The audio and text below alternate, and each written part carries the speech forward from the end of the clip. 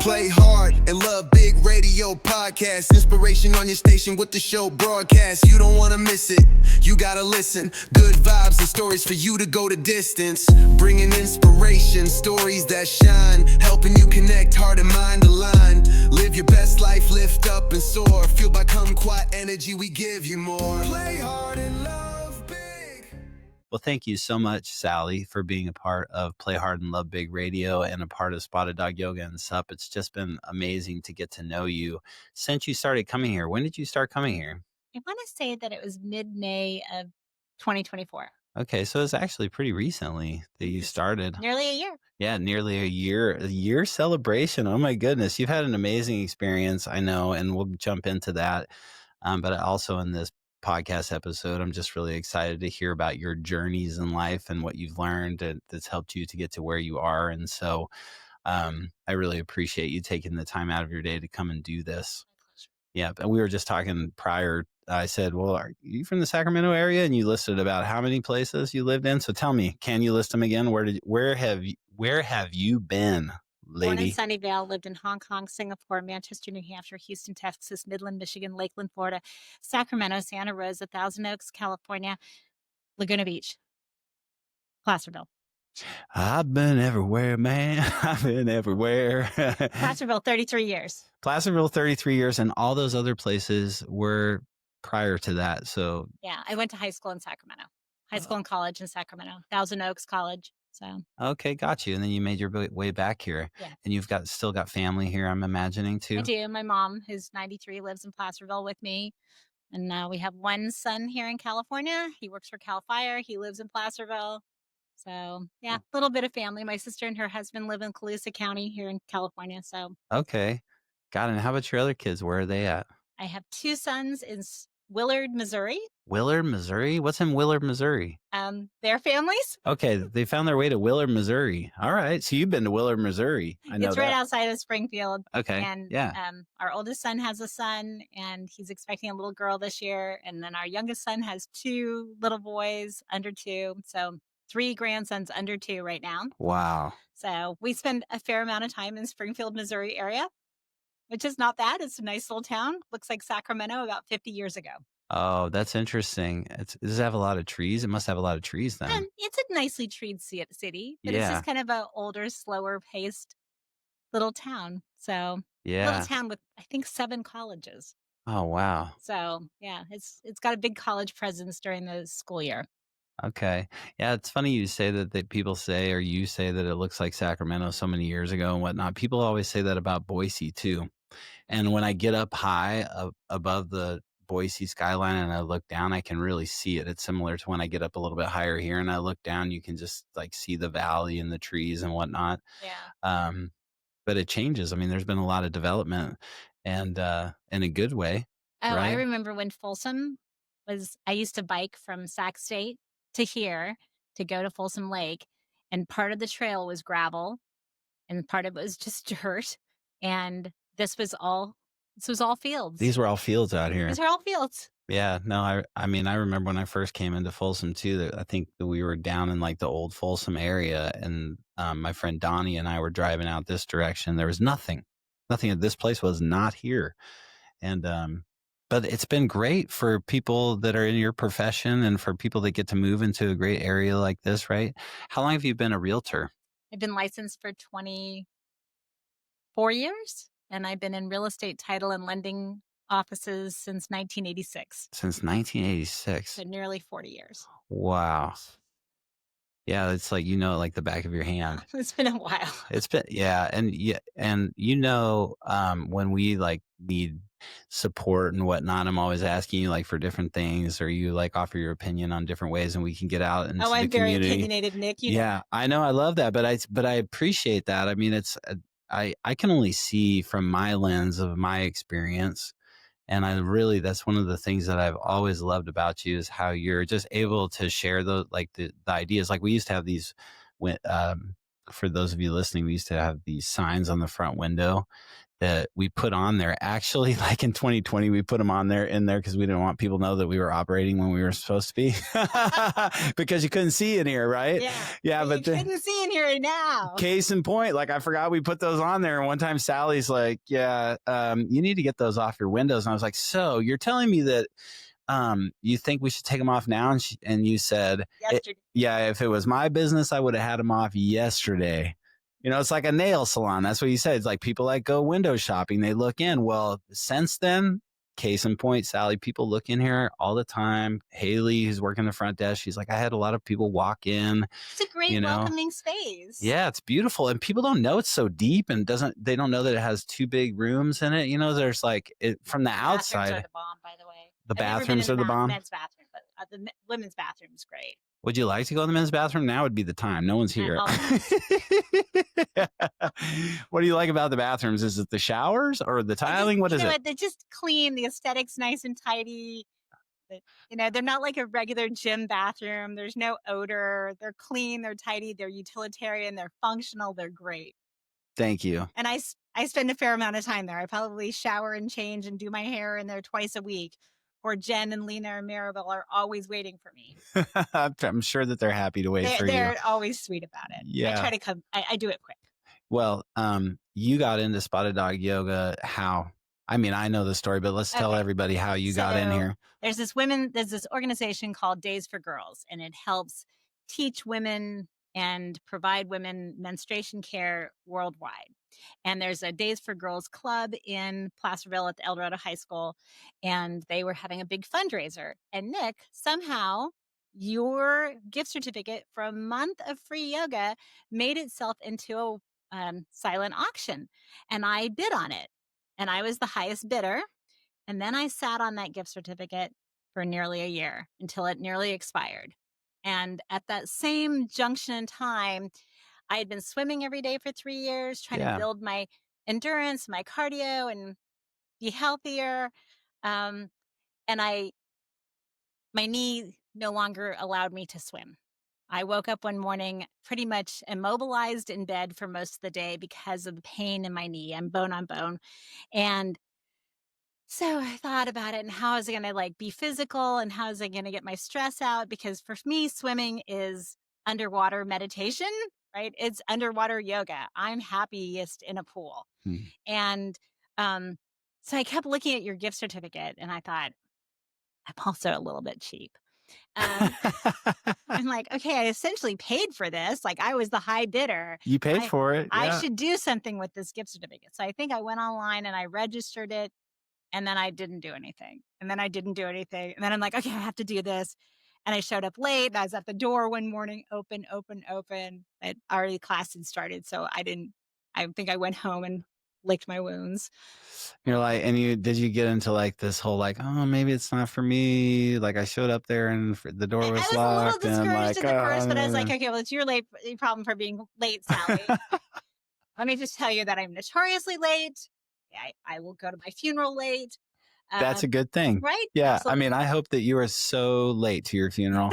I mean, of anyone on this planet, I hope that you're later than anyone's ever been to a funeral. Yeah, you got it. Wait, can I ask you a quick question about the gift certificate? Was it on your refrigerator, magnetized onto your refrigerator, or where did you? On my desk. It was sitting on your desk. Yeah, in my horizontal filing pile. Oh, okay. All right. Okay. All right. So you registered, you came down, it didn't work the first time, you got into it. Yeah. And I thought they were trying to kill me. Am I a rotisserie chicken? And I think I made it to a good 5 minutes of practice, which basically is up dog, down dog, child pose. And I'm like, I just laid down for the rest of the practice and just watched other people. And then the next day I came back and maybe I did 7 minutes and laid there for the rest of the practice. Panting like a dog, as you would at Spotted Dog Yoga. Absolutely. Yeah, exactly. By the end of the first week, I was like, okay, I get this. Still think they're trying to kill me or roast me, but I got this. And what is it that clicked for you? What kept you coming back after it being so challenging? Great question. My pain level kept going down. Really? Because being bone on bone, basically, those bones are just rubbing against each other. There's no cartilage. There's no cushion between them. So I've been in pain for about 25 years. In the last 2 to 3 years, it's been constant, like a 7, 8 pain level. Yes, I have a pretty high tolerance for pain. I manage it pretty well, but pain every day. Yeah. And so what I realized is by the end of practice, my pain had abated either 100% or it was even more manageable. Hmm. So I was like, oh, this is working. This is working really well.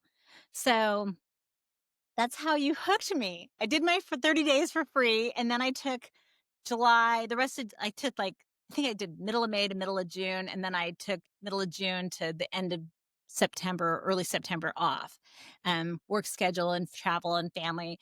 And then I'm like, okay, I got to do something. I've got some weight to lose. I was going to have knee replacement surgery last year. I had That's right. scheduled it for December. Yeah. And I kept practicing and practicing, getting more fit, losing some more weight, um, and growing like that muscle and that flexibility in my knee, just kind of getting to the point where I actually had more range of motion, which was great.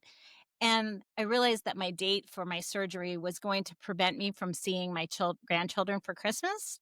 And I didn't want to do that. So I postponed it, which is good because I have it rescheduled for September of this year, Yeah. September what? 23rd.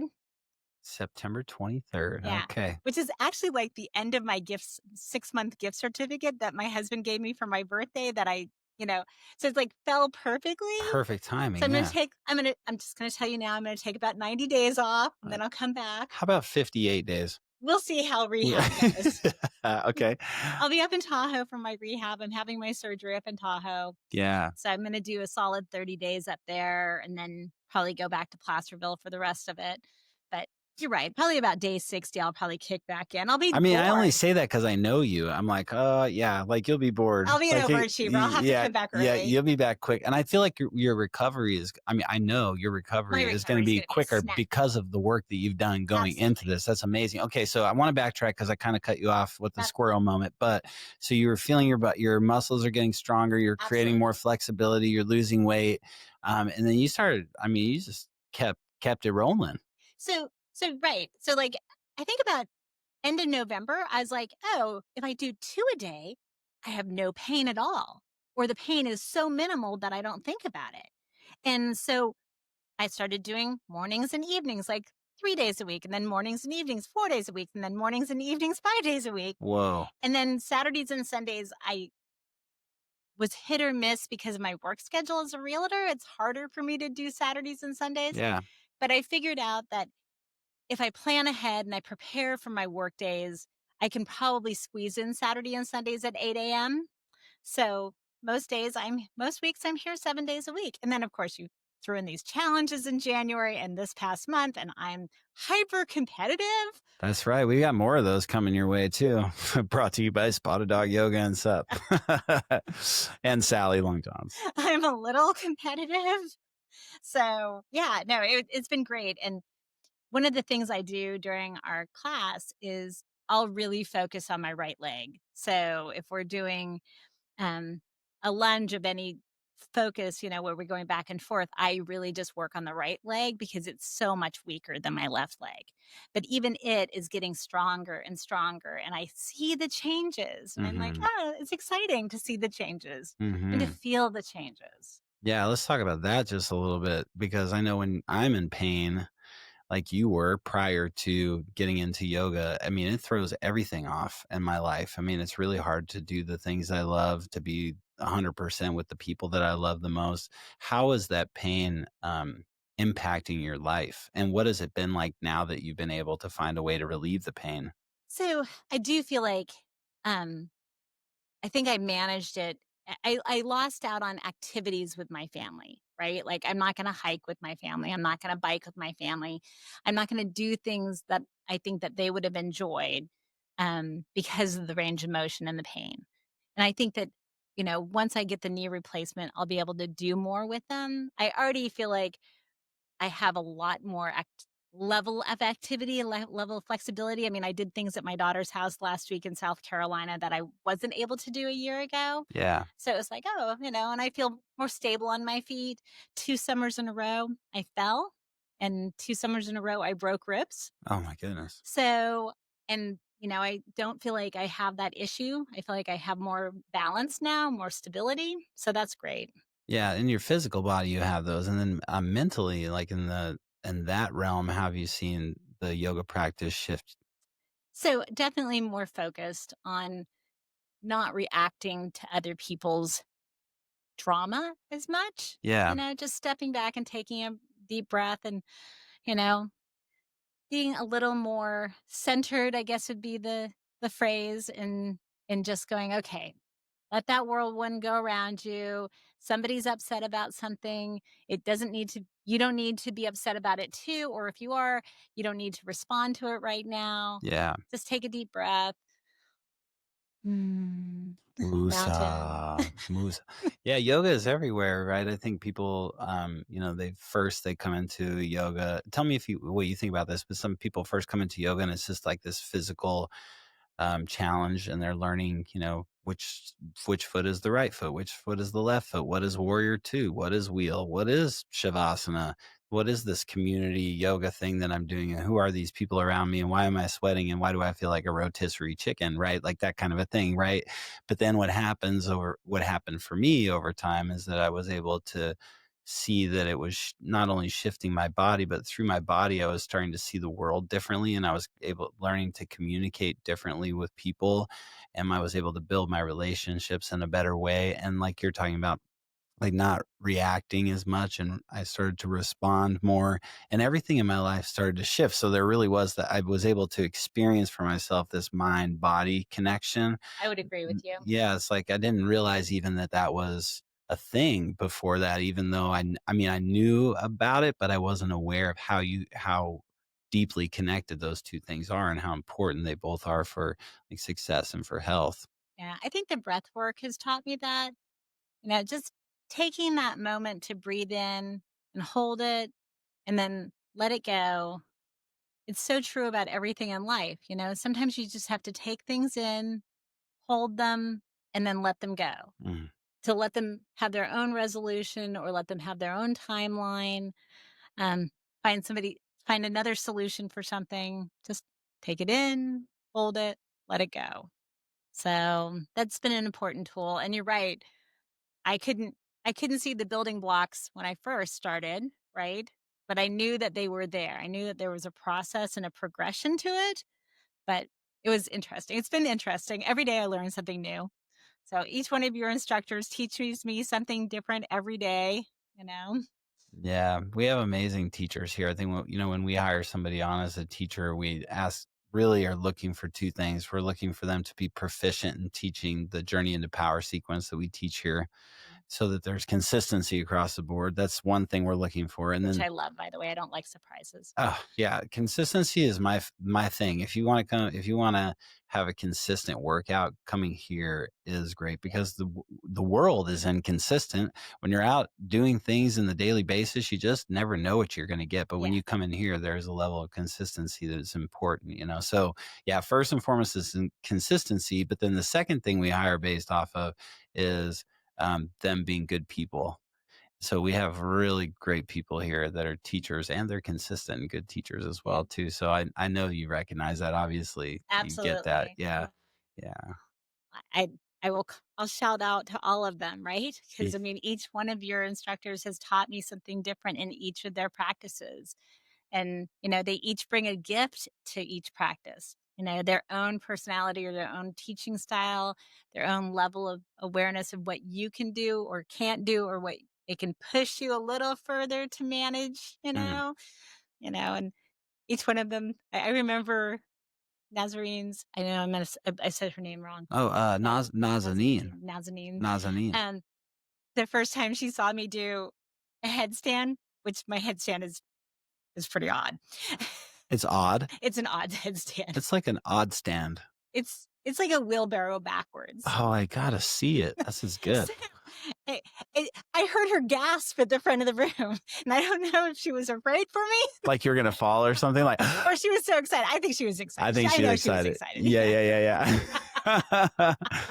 Well, and as great as like teachers can be, or a studio can be, one of the things I feel like that is a barrier for people is that they have their own personal limitations, mental limitations that hold them back from getting consistent or from even like stepping into a place in the first Yeah. place. What would you say to people out there who are interested in your story and want to try it, but are a little bit nervous or unsure if it's something they can do? Like, what would your advice be for somebody like that? Life is scary, and if you don't try new things, you'll never grow. That's I tried a couple different studios while I was trying you out. Like I tried other studios while I had my free gift certificate. Yeah, of And I was course. like, okay, what's this practice like compared to that one? And I had probably done yoga half a dozen times over the years at other experiences with friends or at their gyms and never felt that connection. And but I know that after 2 weeks, like, I was feeling so much better. But the first time I walked through that door, right, it could have been a frightening experience, but there was Aaron.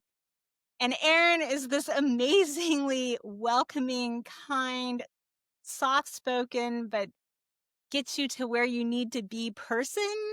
He made me feel capable of making this happen. And Hmm. then I don't remember who my first instructor was. But they made me feel capable of making it happen. And nobody shamed me for not being able to do more than 7 minutes laying on the mat. In fact, they were sitting there thinking, wow, that maybe was what I should be doing. Like that's inspiring. For me, sometimes I'm like, it's inspiring to see somebody like modify or shift or do it a little bit differently because then I'm like, oh, okay.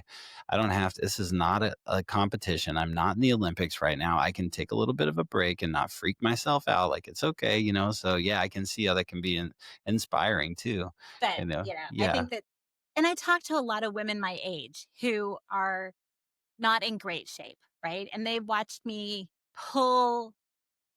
change my body over the last year. And it's been a progress. I mean, since about 2010, I've been working away at my weight and working away at my physical fitness. And so, but in the last year, it's really changed. And yoga has been the biggest driver of that.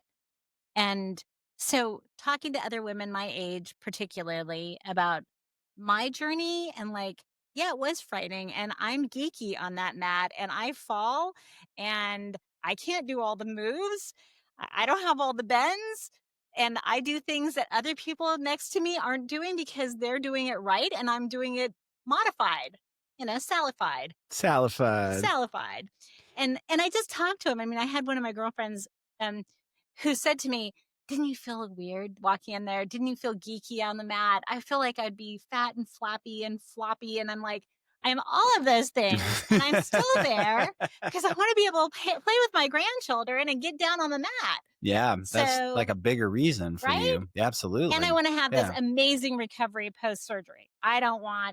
I've seen so many people go through knee replacement surgery and their physical well-being after surgery is a disaster because they didn't prepare for it. I Right. want to be in the best physical shape of my adult life. Dang right you do. So Yeah, and you are would you say you are in the best physical shape of your adult life? I am in the best physical shape of my adult life. Yeah. Absolutely.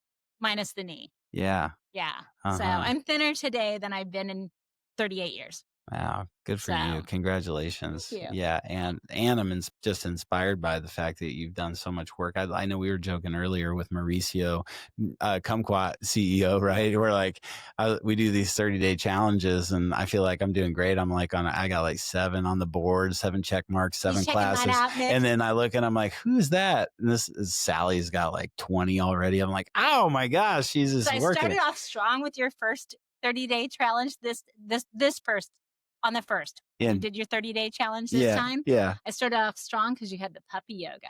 Oh So I got yeah. 4 in that day. Oh, that's right. That's when I was here. It was at the very beginning of the month, and I'm like, oh wow, I think I did 5 this weekend or something. And I look on the board, and you had 9. And I was like, wow, I'm not going to catch her.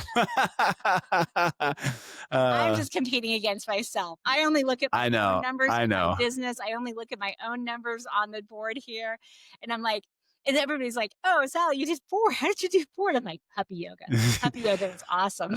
I mean, just being around those zenned out dogs got her set up Did you? good. I think I sent you pictures of my puppy yoga version the other night. That was really great. Yes, my Yeah. 100-pound husky Rottweiler mix, Diesel, the white dog. Diesel. Diesel. Yeah. My daughter named him. And then the black lab, her name is May. And Huh. she's about 7 or 8 years old. She was an adoptee that came to us on Mother's Day 5 years ago. No kidding. Yep, from the Houston, Huh. Texas shelter. My son brought her home to me after he kept her in his dorm room for a solid week, hidden. Oh, no way. They would smuggle her out to go potty and smuggle her back in.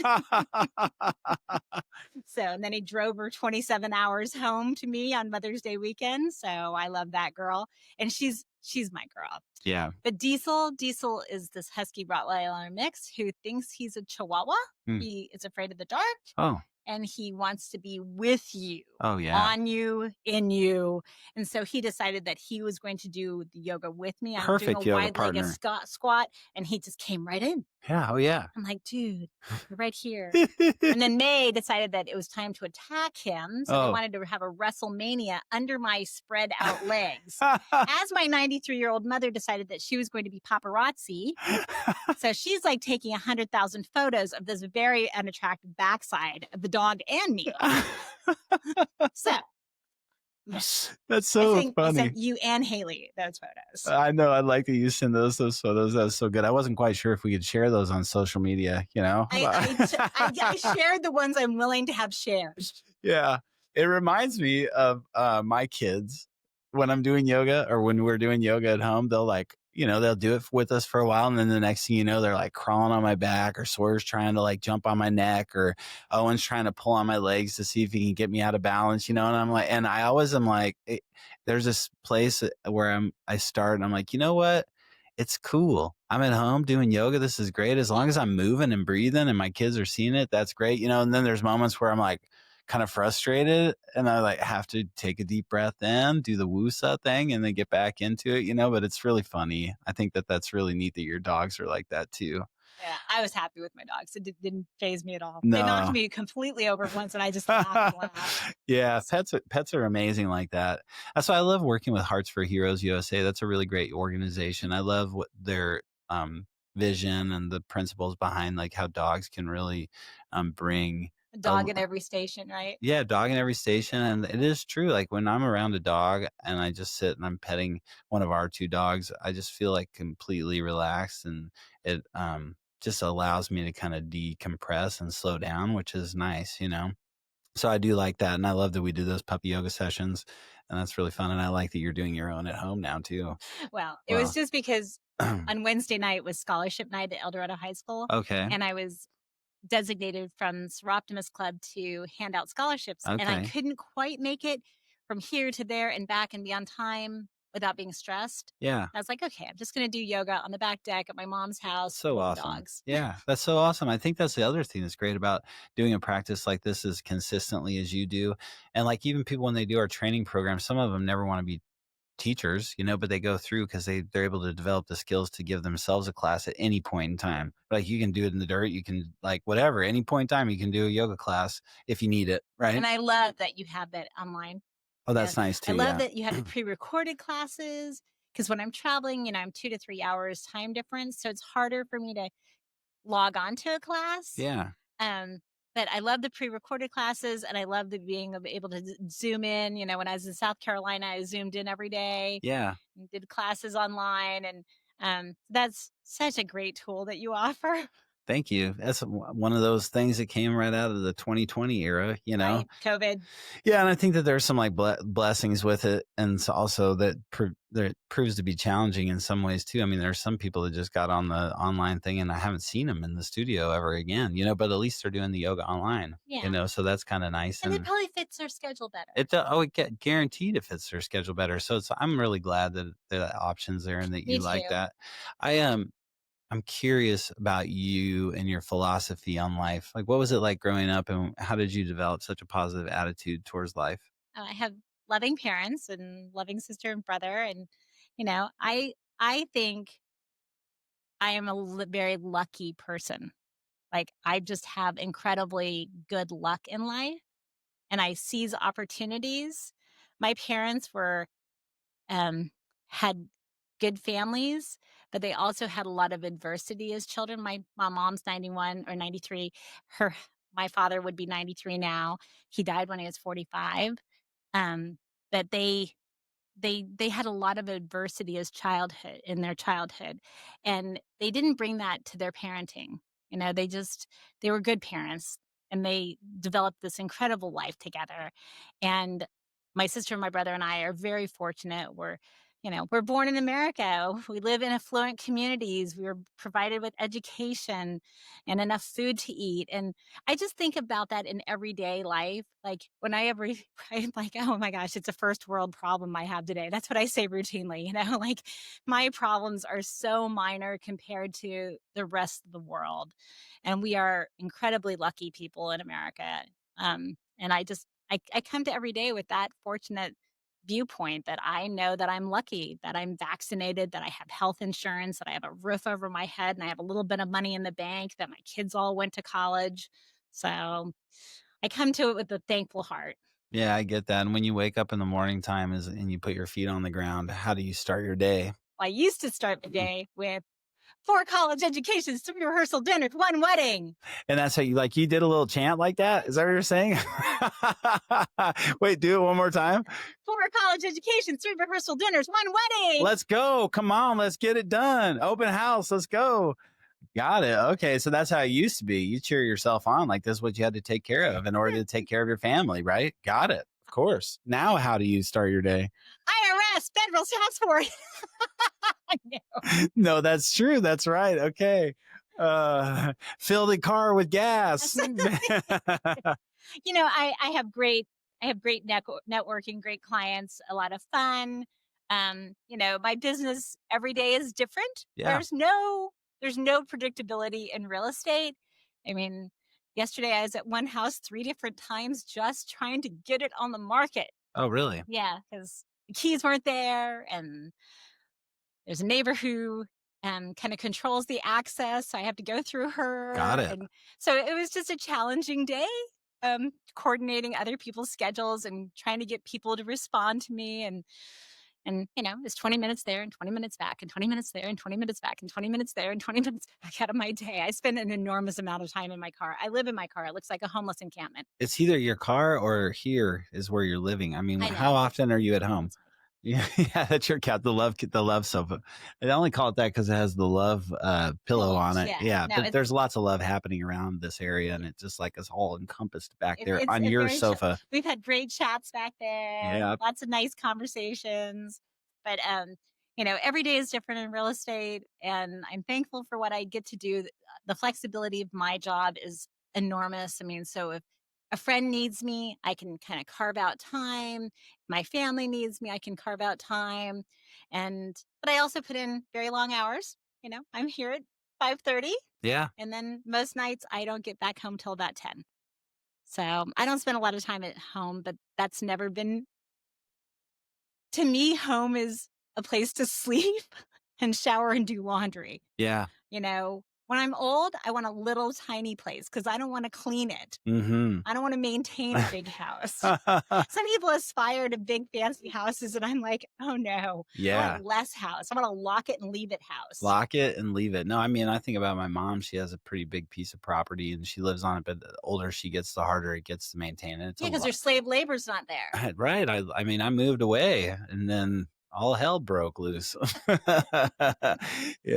slave labor is all vanished. Right. I know. So yeah, but I appreciate what you're saying. And I love the fact that you're just out and about as much as you are networking. I know that the job that you're in is, it's networking, it's people business. Yes. And as is the job that I'm in, what would you say are some lessons that you've taken and learned in your experience in working with people that would be valuable for other people to learn or to know?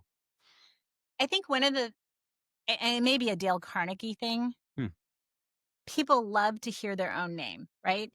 So when somebody introduces themselves, remember their name. Take the moment to remember their name. Try not to go 5 minutes later, "Oh, I'm so sorry, I forgot your name." But if you have to do that, say, "I'm so sorry, my memory is not great. Can you remind me of your name? Because I had a little brain fart or something." Make it about you being inadequate, not about them not having a memorable name, right? Yeah, right. So I think that's one of my biggest tips. And then I save nearly every phone number that ever calls into my phone. Okay. I have probably 23,000 phone numbers saved in my phone with names. And then I'll jot down a note about that person after I hang up the call. And it's usually something like, oh, Mike called me on ABC Road in 2024. And so when he calls me back 2 weeks or 3 weeks or 4 years later, I can say, Mike, we've chatted before. So there's rapport and familiarity Got it. because people want to be remembered. Yeah. They want to be recognized, they want to be remembered, and it's genuine because I've taken the time to make a note about you, Right. right? Like, Yeah. and if I have more conversations with you, I'm going to take other notes. I don't have an incredible memory, but I do have great note taking skills. Mm. So I, I would say my memory is pretty Swiss cheese for the most part, but What were you just saying? yeah, squirrel. Huh. My hearing's kind of bad too. I'm just kidding. It's not, but yeah, no, that's amazing and great. And I think it's neat that you take notes on the conversations that you have with people and you put them in your phone and you save them. That's a cool tip. And yes, people love their name, Sally. They do, Nick. Yes, they do, Do you Sally. know how I have Lena saved? How? I have Lena at Spotted Dog who speaks Arabic. Oh, no kidding. Because it is very hard to find somebody who has some sort of level of fluency in a foreign language Oh, yeah. in a pinch. Mm. And even though Lena has no real estate experience, I may call on her and say, hey, can you translate this? Or what do you think? And I actually already have. Oh, no kidding. I needed her guidance on a name.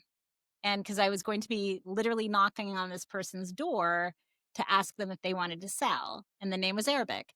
And I wanted to know if I was going to be encountering a man or a woman or what I should expect and so I did call on Lena for that. And how did that house call go? It went well, and Yeah. I ended up showing it to my buyer. It wasn't the right fit for my buyer, but the woman who owned the house had been recently widowed. Yeah. And so I wanted to be sensitive to that, Sure.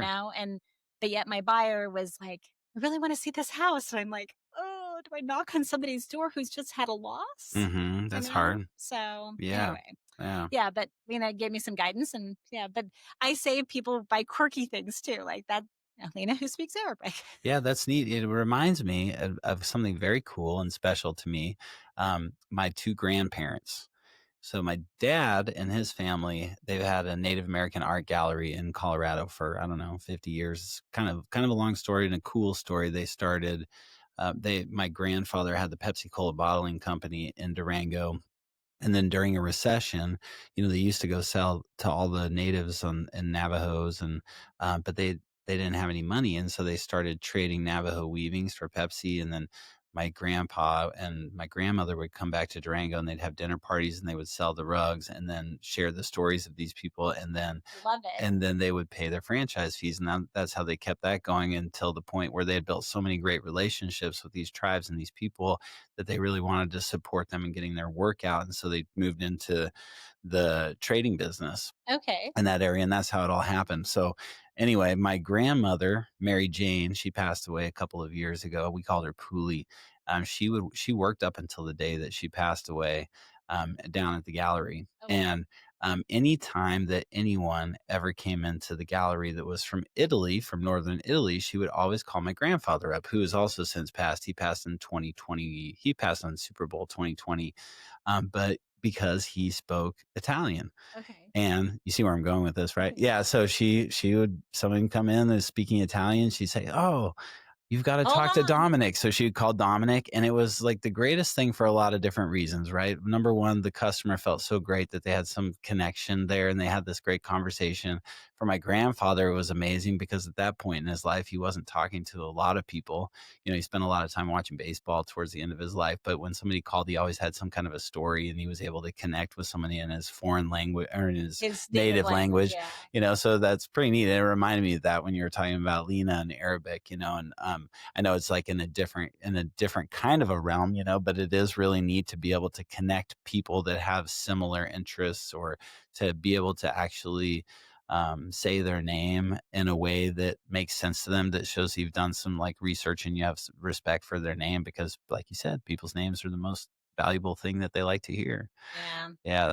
little points of connection, Yeah. little aspects of being thoughtful to the point that you can be, right? Yeah. I mean, we're all going to stumble. We're all going to make some faux pas and hurt somebody's feelings inadvertently or not be as sensitive as we should have been, and that's part of growth and just part of life too, Yeah. going, oh, I was not as good as I could have been. And sometimes that realization comes years later. Oh, I should have Oh, handled right. that later better. I should have handled that better. Yeah.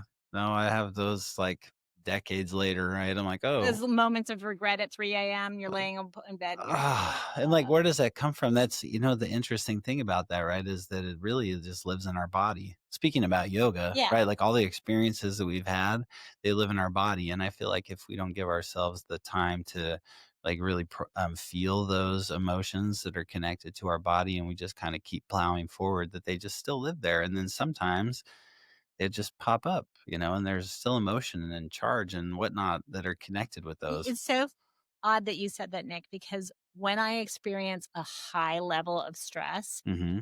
my knee pain, even with 2 yogas a day, is out of control.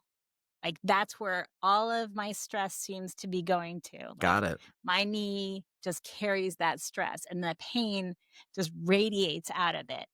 And I've only identified that within like the last 60 or 90 days. I'm like, Wow. oh, when I'm truly, truly stressed, my knee is just killing me. Hmm. And so interesting that our bodies hold on to stuff. They Yeah. remember. And they hold on in different areas and different places for different people. For me, it's like my shoulders. I get really tight in my shoulders if I'm stressed out. And then like, I'll get even like, like spasms and kind of like I don't know, just like a sharp nerve pain, like, oh, whoa, I'm holding my stress in my shoulders right now. Like, yeah, it's crazy, and a lot of people hold it in their hips or from like past injuries or whatever. Even like in the throat area, if people have in some way, shape, or form felt like they haven't been being honest or integrated, or they haven't been able to share themselves, a lot of times people will feel it like in their throat area. So when you get into a class and someone's doing camel, for example, where your head's back and your throat is really like kind of tight and it's harder to breathe, those like emotions and whatnot will start to come up because you're in that part of your body is so tight. It's been holding a lot of those emotions. So that's another area where people hold it too. Yeah, and pretty crazy, like how just different experiences have kind of shaped. Do you teach all this in your classes for the instructors? I do quite a bit of it. We talk about, it's interesting for my philosophy and our philosophy really is just, what we call the three source principles, which are physicalness, possibility, and empowerment. So the very first thing that we focus on doing is getting people into their body, build a foundation, get them to understand what the whole experience is like, get them present, right? Because your body is what helps get you present. But then once you get present, what happens is you get the second source principle, which is possibility. You start seeing like, wow, there's more possibilities for me in my body. There's more possibilities for me in my life. So they started just by getting into physicalness. Then there's possibilities. And then when people see possibilities, they get the third source principle, which is empowerment. They're empowered to keep coming back. They're empowered to keep being a better person, to applying what they're learning from their yoga practice in their life. So there's physicalness, possibility, and empowerment. And that's typically what happens in someone's journey if they've done this long enough or consistently enough, which is in fact what I see from your journey, from my experience of what you've shared with me. I would agree with you. Yeah, I didn't know that there were things to call it. Yeah, there's a whole methodology that we teach here that for like most people that are just taking classes, they don't know that, yeah, they don't know like the specifics of it, but there's a methodology so that every teacher is speaking pretty much a similar language. So no matter what class you're going to or what teacher you're going to, it's consistent in flow, but also consistent in language like that. Jen said last week, 'cause it was Gen Week last week. Oh, Gen Week last week, huh? Yeah, she taught a lot of classes Good last for week. her. That's awesome. And so it was Gen Week, and she said to me, she's like, God, I hope you're not bored. And I'm like, oh, Jen, I don't like surprise. I like knowing what's coming Yeah. next. So when you teach me a surprise, I'm not happy. I like knowing I'm going from warrior 1 to warrior 2 to like I know like that flow and I like the consistency. So I'm not bored at all. Yeah, not at all. It's like Baron Baptiste, he always says is he says it's not boring, you're boring. Yeah. Well, and so the next class after I said I don't like surprise, she like threw in some surprise and I'm like, Wait a second. I just told you that I don't like surprise. Jennifer, I hope you're listening to this. Sally, yes, her name is Sally. She loves her name just like I love my name, Sally. She doesn't like surprises. So let's keep it simple here, people.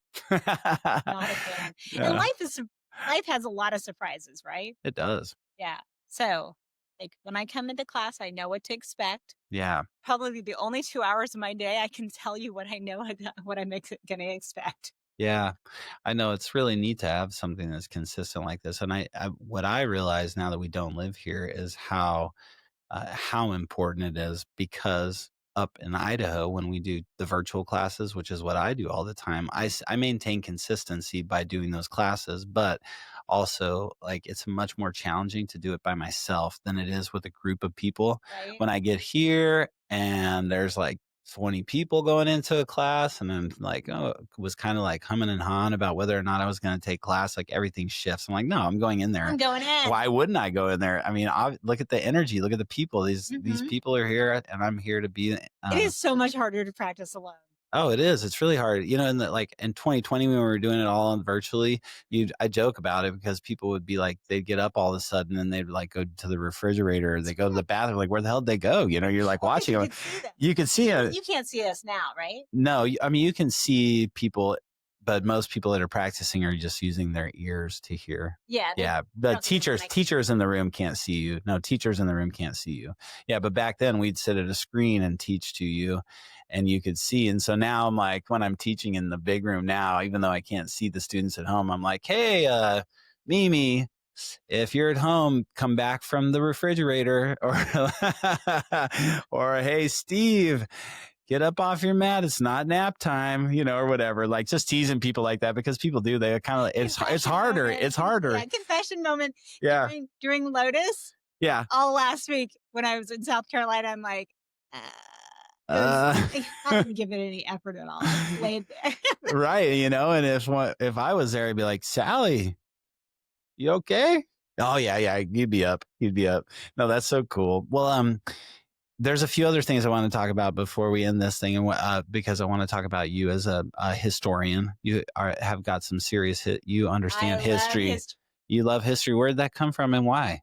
So I don't know where it came from, but I know that my brother was a history major at Sac State, and I just loved history. And my sister joined Daughters of the American Revolution probably 15 years ago. And then she did my application for me. And then I joined and I just delved in. I'm like, I love it. You know, they have great information. I don't have to research it. It's already out there. Right. Yeah. And so just knowing that our country is turning 250 years old next year. It's amazing. Right. And so there's this big national project called America 250 to celebrate the diversity of our country. Right.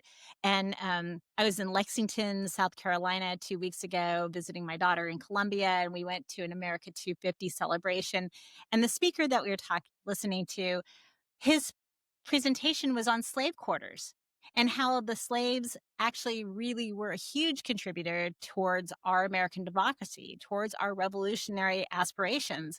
And it was interesting to hear this Black man speak on, you know, his ancestral history and that piece of the government, or that piece of our history for us, because it's not a piece that's really taught well. It certainly wasn't taught in my education in high school or college. So I have lots to learn and I love it. And I'm completely geeky about it. And you will hear a lot from me about it. That's awesome. All right, good. Well, keep on sharing your history lessons with us. I've got a lot of history questions for you. I just don't know what they are. That's great that you're so into history. And the other thing that I remember, a couple other things I remember reading is that if you ever want to find somebody, you can find somebody. Yeah. What does that mean? So in real estate, yeah, sometimes we have to find people who have kind of just dropped off the playing field. Okay. And it takes a little bit of digging to find people who don't want to be found. But most people leave breadcrumbs. And social media has made that easier. And then there's a lot of databases out there that also make it a little easier. But my gift is hunting down people who leave just enough breadcrumb that I can follow the trail. So, like about 3 months ago, I sent out 20 letters to addresses that these people had been associated with over the last 30 years. And I just said, look, I'm a realtor. I'm trying to find these people. If you have any information for me, please let me know. And I actually found somebody who knew somebody who knew somebody who I've been able to put them in contact with my clients. Wow. And the party had passed away, that had left a spouse. And so, but it was a little of investigated digging. And so occasionally you'll need somebody to sign off on a title. They passed away. You got to find next of kin.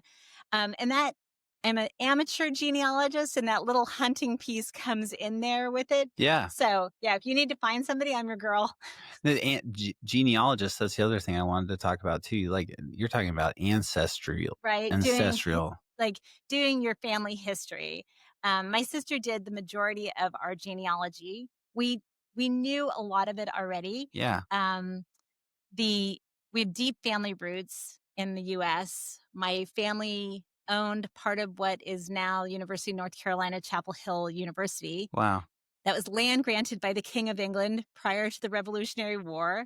We have cousins that still live on family land that was land granted prior to the Revolutionary War. I'm related to a condemned witch, Oh, really? Abigail Dane Faulkner, whose grandson Paul Revere visited his house that night. So, there's a lot of fun little tidbits. So, yes, Abigail Dane Faulkner was condemned as a witch, but because she was pregnant with my great grandfather 7 or 8 times removed, they allowed her to stay incarcerated until the baby was born, and then they were going to kill her. But by the time baby was born, then they the taste for blood had kind of shifted. And so she was not granted a pardon, but kind of just a parole. And obviously, baby lived, she lived. So, What, how do you get to be a condemned witch? Like, why would they, during the Salem witch trials, what kind of stuff was she doing, or did they accuse her of doing? they accused her of bewitching or kind of like putting spells on other people. It's interesting that we now think that the hysteria that caused the Salem witch trials and other witch trials around the world Yeah. was created by a mold in the rye. I don't even know what that means. So basically a growth in a mold And the bread? in the bread. So in the actual grain, there was a mold, and it caused hallucinogenic properties. Wow, no kidding. We all ran Too out bad to we find some rye. Yeah, too bad we can't get our hands on some of that. Yeah. I don't want that. No, I don't want that either. No Salem witch trials around here. The Folsom witch trials. So I mean, it happened it happened in Northern Europe, and so it was interesting to see that connectedness. That it wasn't just the U.S., which I always thought it was, but it was Ireland, it was Scotland, it was England. So, and I think France and some other Northern European countries too had these witchy these people who were condemned as witches. Wow, that's really interesting. Why do you think it's so important for people to know their genealogy? How does that help them develop as a person, or does it give you comfort, or what is it? I think that if you feel a connectedness to others that went before you and you know their story, then you kind of also know pieces of your story. You can see familial patterns, good and bad. Yeah. You can maybe correct those things if you learn from your family history. Same about your government history, about your nation's history. Maybe you can learn from that history. Right. So, yeah, no, I think that's really important. I agree with you. I mean, I just think it makes me think of just what I know of my family history and how it enriches my life. And I mean, the story of your grandparents, right. and how they kept their business alive by creating more connections with local tribes. Yeah. And they benefited the local tribes. They brought awareness to their artisanship, right? Yeah. and then they had Italian speaking people come into their gallery. I mean, it's like a whole circle of fun things. I mean, your children got to know these stories too. Yeah, oh, totally. And now I know a little bit why my kids are wild and crazy. But I did when Katie and I were married. We on our honeymoon we went to Italy, and my grandfather he really helped us afford to go there, which was cool. And Nice. but we went to his hometown, and I remember I was with Katie. We'd just been driving around northern Italy, and You were driving in northern yeah, we Italy. Oh, drove. you are insane. Yeah, I was. I got a flat tire by Lake Como on the second day, I remember, but I was able to like handle it and figure it out, you know. But anyway, we ended up in his hometown, which is San Daniele, and they have the city centers, you know. And Uh-huh. and I said, Katie, how are they going to know where we are or who we are? Like, how are we going to how are You they going stand to? out like a Yeah. sore thumb. So all of a sudden, I hear Gerardo, who is my grandfather's uncle or something like that. He's like, Nicholas. I was like, Gerardo, what's going on, man? And he's like, I was like, how did you know that was us? And he said, Americans are the only people that wear their hats backwards. So anyway, but it's pretty awesome. Well, Sally, before we wrap up today, is there any final words that you'd like to share with people? Thank you, Nick, for this wonderful studio and your great teachers and the opportunity. And thank you for giving Days for Girls that gift certificate, because that was a gift for me that, has clearly changed my life. Yeah, you're welcome. Well, I mean, it's always on our mind to get more gift certificates out to people that are in organizations where we can make a difference. And it's really neat and rewarding when one of them touches someone's life as much as it's touched yours. So thank you for being such a great part of this community. I speak on behalf of Katie and I and the incredible staff and incredible community. You've really lifted the bar here and increased the vibration. I believe that we're doing a lot better as a studio because you're a part of it. And thank you so much for being a part of Play Hard and Love Big Radio. You know, the whole purpose of having this show is to get people on here and have them share their stories, so that in the hopes that other people connect to their center and go out and live a more passionate and purposeful life. And you've really done that today. So thank you very much. Thanks, Nick. Yep. And also a big shout out to Kumquat Energy, the prime sponsor for Play Hard and Love Big Radio. We've got the energy drinks. We've got the hydration drinks right in this brand new refrigerator back here. And I've just got my Kumquat shirt on, jersey on today. You just put it on for us. I just put it on for us. I didn't even wash it, which is weird. You know, Katie would have washed it right away. She's like, It's a brand new shirt. I know, but she still washes brand new shirts. I don't know why. You never know what could be on them. Oh, it was awesome. Thank you so much, Nick. Sally. I appreciate it. You're a natural. And people say recording podcasts is like getting tattoos. It's addicting. So maybe we should do it again sometime. Okay. Play hard and love big radio podcast. Inspiration on your station with the show broadcast. You don't want to miss it. You got to listen. Good vibes and stories for you to go the distance. Bringing inspiration, stories that shine. Helping you connect heart and mind aligned. Live your best life, lift up and soar. Fueled by Kumquat energy, we give you more. Play hard and love big.